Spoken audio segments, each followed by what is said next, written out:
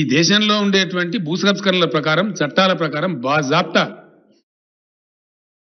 నాకు ఫామ్ ఉంది, నాకు వ్యవసాయదారు, నేను పుట్టిందే వ్యవసాయంలో. It's right royal farm house నాకు బాజాప్తా. నీలాకేం నేను గెస్ట్ హౌస్ కాదు, ఆడ నాకున్నది అది వ్యవసాయ క్షేత్రం, అది ఫార్మర్ హౌస్, ఫామ్ హౌస్ కాదు అని లంగా మాటలు మాట్లాడతారు. ఫామ్ హౌస్ 1000 ఎకరాలు పోయింది నాది. ఈ రాష్ట్రం కోసం కట్టిన ప్రాజెక్టులలో మా మా మా అత్తగారులది పోయింది, మాది పోయింది. మా ఊళ్ళే మునిగిపోయింది. అప్పర్ మానేర్ ప్యాకెట్లు కావచ్చు, నిన్న మిడ్ మానేర్ ప్యాకెట్లు కావచ్చు,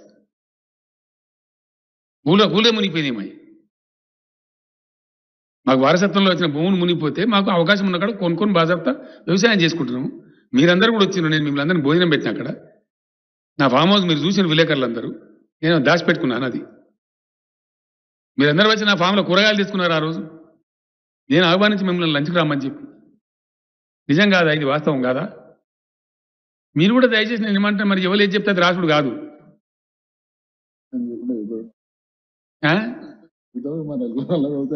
ఏం చేయాలా? రఫేల్ విమానాలు కూడా కమిషన్లు తీసుకోవాలి. వ్యవసాయం చేయకపోతే ఏం చేయాలి? మేము వ్యవసాయం చేసుకొని బతుకుతున్నాం. తప్పవా? అదేందో మేము తప్పు చేసినట్టు. ఆడ ఇల్లున్నది నాకు బాజాప్తా. నాది ఇంకోటి ఏంటంటే చాలా బాజాప్తా ఉన్న, మేము బేజాప్తా లేము. నేను ముఖ్యమంత్రిగా వండుకుంటూ ఒక జాగా అమ్ముకున్న సిద్దిపేటలో. ఇప్పుడు హరీష్ ఉండే ఇల్లు నేను కట్టుకుని ఎప్పుడో 25 ఏళ్ల కింద. ఆ ఇల్లును ఒక ఆయనకి ఇచ్చిన, ఆయన నాకు జాగా ఇచ్చిండు. రాజీవ్ రహదారి బైపాస్ రోడ్డుకు వచ్చింది. అప్పుడు దానికి వాల్యూ లేకుండే. ఈ మధ్యకాలంలో అమ్ముకుంటే నాకు 16-17 కోట్ల రూపాయలు వచ్చినాయి.